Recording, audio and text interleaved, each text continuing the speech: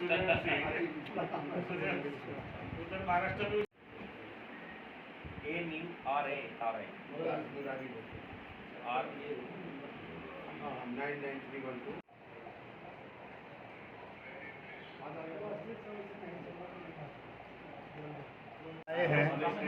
बताएं सर, बोध गया आप। हाँ, तो आज बोध गया में मैं आया हूँ। मैं बुद्धिस्ट हूँ। मैं डॉक्टर बाबा साहब अम्बेडकर जी का अनुयायी हूँ और बाबा साहब अम्बेडकर जी ने बौद्ध धर्म की दीक्षा ली थी। जो दलित कम्युनिटी के लोग थे उनके ऊपर अनटचेबिलिटी जैसा उनके ऊपर अन्याय होता रहा और इसीलिए बाबा साहब अम्बेडकर जी ने बौद्ध धर्म की दीक्षा ली थी। लेकिन बाबा साहब अम्बेडकर जी जरूर बुद्धिस्ट बने थे, लेकिन जब उन्होंने संविधान के आर्किटेक्ट के नाते, शिल्पकार के नाते जब संविधान लिखा गया तो संविधान में बाबा साहब अम्बेडकर जी ने सर्वधर्म समभाव की बात भूमिका रखी और यहाँ हिंदू समाज के लोग सबसे ज्यादा है। एक जमाना था कि अपना देश 2500 साल पहले पूरा बुद्धिस्ट था।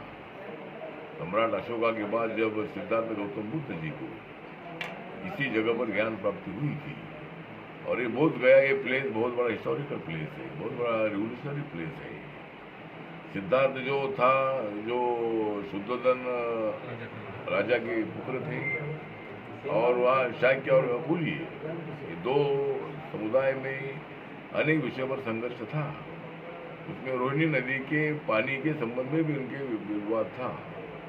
दोनों का कहना ये था कि ये नदी हमारी है, लेकिन सिद्धार्थ गौतम जी का कहना था, सिद्धार्थ का कहना था ये नदी सबकी होती है, सबको पानी पीने का अधिकार है। तो मतलब उनका किसी ने माना नहीं और वो बोले कि हम युद्ध करेंगे। तो सिद्धार्थ जी के मन में हमेशा ये भावना थी कि समाज की जो विषमता है, विषमता नष्ट होनी चाहिए, मानव के मन का अहंकार निकलना चाहिए और विश्व शांति का जो विचार है, ये विश्व शांति का विचार गौतम बुद्ध जी ने देने के लिए उन्होंने अनेक दिन तक या तपस्या की, मेडिटेशन किया और अनेक दिनों के बाद उनको बुद्धत्व प्राप्त हुआ और वो बुद्धिज्म के माध्यम से लोगों के सामने आया।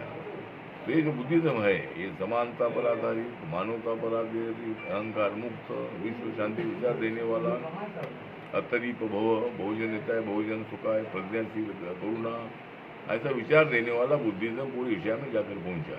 कम से कम 80 देशों में बुद्धिज्म अपने को नजर आता है। पूरे सम्राट अशोका ने जब कलिंगा का युद्ध जीता था, भुवनेश्वर के बाजू में 10 किलोमीटर पर कलिंगा की नदी है और वहाँ ऐसा युद्ध हुआ। सम्राट अशोका ने पहली बार इतनी लड़ाई जीती और वहाँ उन्होंने दृश्य देखा कि वहाँ जो खून की नदियाँ बह रही थी, कितने लोगों की हत्या हुई थी। ये देखकर सम्राट अशोक एकदम स्तब्ध हो गए और उनको लगा कि भाई ऐसा विजय ठीक नहीं है, इतने लोगों को मारकर जो विजय मिला है तो ये अच्छी बात नहीं है। इसीलिए बाद में सम्राट अशोका जी ने बुद्धिज्म को स्वीकारा और वो पूरे एशिया खंड में और अनेक देशों में जाकर पहुंचा है। तो आज मैं यहाँ आया हूँ, मैं साल में एक आधी बार, 2 साल के बाद मैं इधर आता हूँ और ये हमारा बहुत बड़ा श्रद्धा स्थान है और इसीलिए मतलब आज मैं मेरे फैमिली के साथ मैं आया हूँ।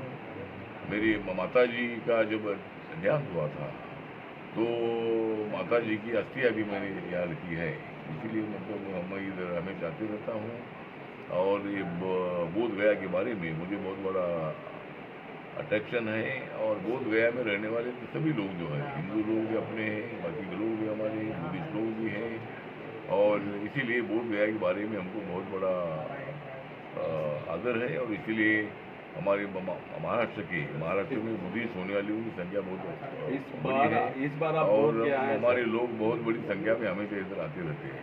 इस बार आप बोध गया आए हैं सर, इस समय आंदोलन भी चल रहा है बीटी एक्ट के खिलाफ। हाँ, तो जो आंदोलन चल रहा है तो आंदोलन करता हूँ उनको मैं मिलूंगा।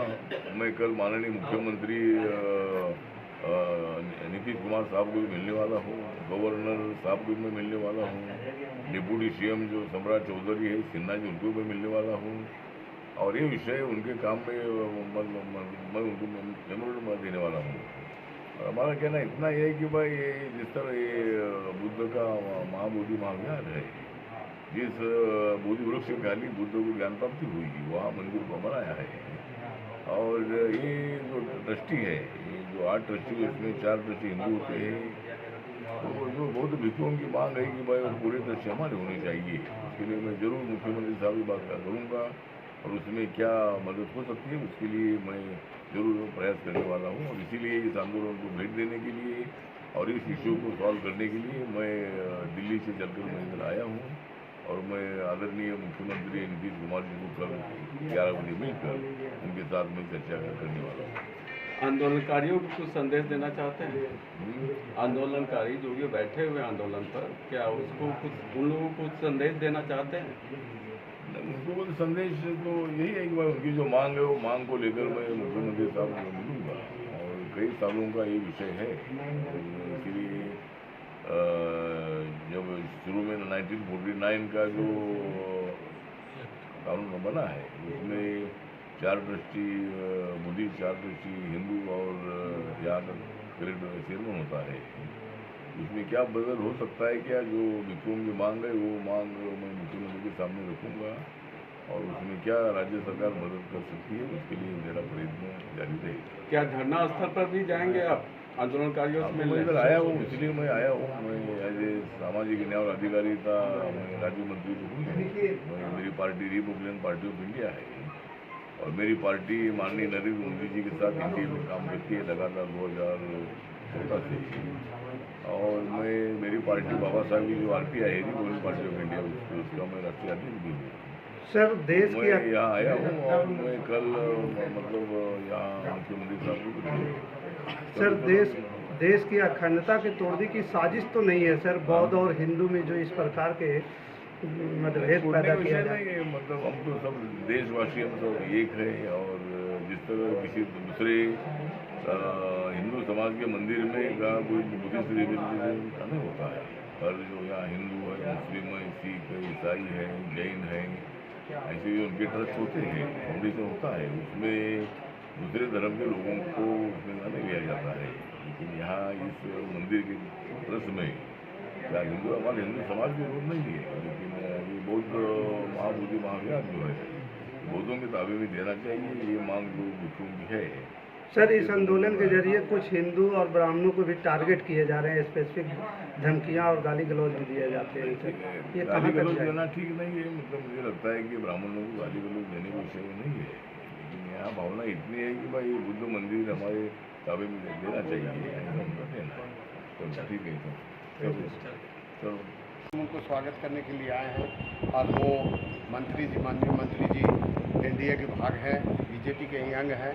तो चंद्रवंशी सेना को जैसे ही पता चला कि माननीय मंत्री जी अठावले साहब बुद्ध की धरती पर आ रहे हैं, तो सारा चंद्रवंशी सेना उनको स्वागत के लिए तैयार है और स्वागत किए भी। हम लोग दुहान के पास स्वागत किए और अभी भी इंतज़ार में हम लोग हैं और उनका कार्यक्रम जो रहेगा हम लोग सारा सेना।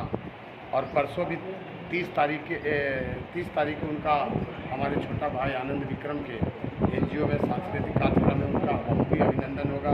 और सारा हमारा जो टीम है चंद्रवंशी सेना के सारे स्वागत के लिए 24 घंटा ठाकुर जी के लिए लगे हुए हैं और इस बुद्ध की धरती पर उनको स्वागत, अभिनंदन और नमस्कार। मैं मुरारी सिंह चंद्रवंशी, बीजेपी का मैं एक छोटा सिपाही हूँ।